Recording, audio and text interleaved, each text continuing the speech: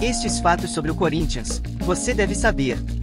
Mas antes, se você ainda não é inscrito, não perde tempo e já se inscreva no canal, deixe seu like e compartilhe, para fortalecer nossa comunidade de apaixonados pelo Timão.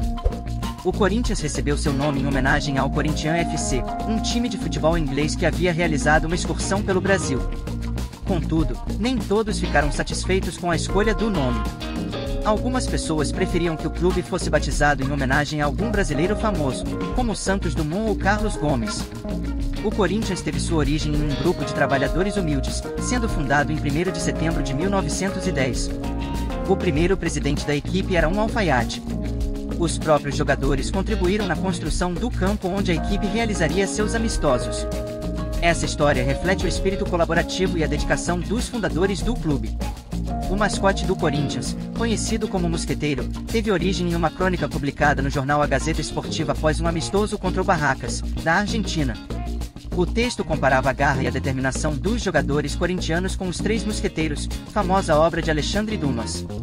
A partir desse momento, o apelido se popularizou e o Mosqueteiro tornou-se o mascote oficial do clube, representando o espírito de luta e união da equipe.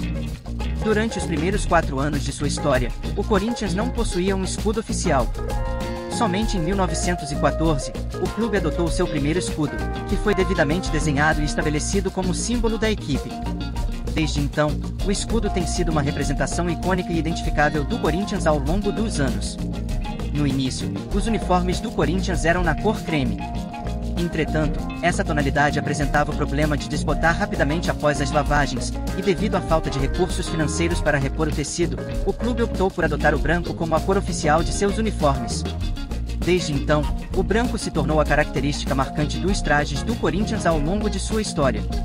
Neco foi o primeiro ídolo do Corinthians, tendo atuado nas décadas de 1910 e 1920. Ele ficou conhecido por seu temperamento forte e em um clássico contra o Palestra Itália, hoje Palmeiras, ele protagonizou um incidente marcante. Durante o jogo, Neco chegou a tirar a cinta de seu calção com a intenção de agredir o goleiro do Palestra Itália, demonstrando sua intensa rivalidade com o time adversário. Sua personalidade forte e sua habilidade em campo conquistaram a admiração dos torcedores corintianos, tornando uma figura emblemática na história do clube. O hino do Corinthians possui o verso "Campeão dos Campeões", que faz uma referência a uma conquista histórica ocorrida em 1930. Nesse ano, foi realizado um jogo entre o campeão paulista, o Corinthians, e o campeão carioca, o Vasco da Gama, em uma disputa conhecida como Campeoníssimo. O Corinthians venceu o Vasco pelo placar de 3-2, tornando-se o campeão desse duelo entre os principais clubes de São Paulo e Rio de Janeiro. Essa vitória foi tão significativa que o verso "Campeão dos Campeões" foi incluído no hino do Corinthians, como uma homenagem àquela importante conquista. Sem dúvida, datas marcantes na história do Brasil também trazem lembranças felizes para os torcedores do Corinthians. O clube conquistou o título paulista em anos simbólicos, em 1922, no centenário da independência do país, em 1954, no 4º centenário da cidade de São Paulo, e em 1988, no centenário da abolição da escravatura. Além disso, em 2000, nos 500 anos de Brasil, o Corinthians alcançou o título mundial. Porém, em 1989, ano do centenário da proclamação da República, o clube não conseguiu manter essa tradição e não conquistou o título estadual. Esses momentos históricos são lembrados com muito orgulho pelos torcedores corintianos. É verdade que houve um episódio em que Neco, ídolo do Corinthians, assaltou a sede do clube. Porém, é importante esclarecer que essa ação foi realizada com o conhecimento e o consentimento dos demais dirigentes e membros da diretoria do clube. O objetivo era proteger os bens do Corinthians, que estavam ameaçados de penhora devido a dívidas que o clube enfrentava na época. Diante dessa situação, Neco e outros membros da diretoria decidiram transferir temporariamente os pertences do clube, como bolas, troféus e documentos importantes, para a casa de Neco. Essa medida foi tomada para evitar a perda dos bens em caso de uma possível execução judicial. Portanto, o assalto de Neco à sede do Corinthians foi uma ação tomada de forma estratégica para proteger o patrimônio do clube, em um momento delicado de sua história. Essa história é lembrada com curiosidade e até mesmo com um toque de humor pelos torcedores corintianos, pois demonstra o amor e a dedicação de seus ídolos em momentos difíceis. Você lembra desse episódio?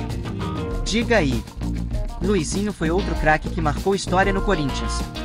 Em um clássico contra o Palmeiras, ele protagonizou um momento icônico ao sentar em cima da bola após passar por entre as pernas de um adversário.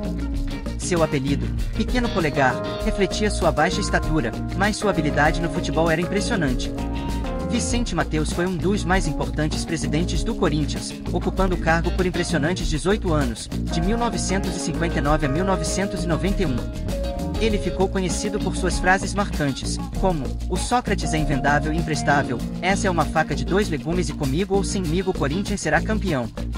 O dirigente era extremamente apaixonado pelo clube, e em momentos de derrota, chegava a passar dias recluso em seu quarto.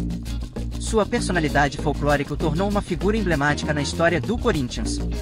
Além de ter consagrado técnicos já famosos como Oswaldo Brandão e Tite, o Corinthians também teve conquistas significativas com treinadores interinos que acabaram sendo efetivados no clube. Em 1995, Eduardo Amorim venceu a Copa do Brasil e o Campeonato Paulista. Em 1999, Oswaldo de Oliveira levou o Paulistão e o Brasileirão, e conquistou também o Mundial em 2000. Em 2017, Fábio Carille conquistou um estadual e um Campeonato Brasileiro. Além disso, em 2005, Márcio Bittencourt comandou o time em boa parte da campanha do Tetra Brasileiro. Esses treinadores mostraram que o clube pode ter sucesso com diferentes comandantes, tanto os já renomados como aqueles que encontraram a glória a partir de oportunidades inesperadas.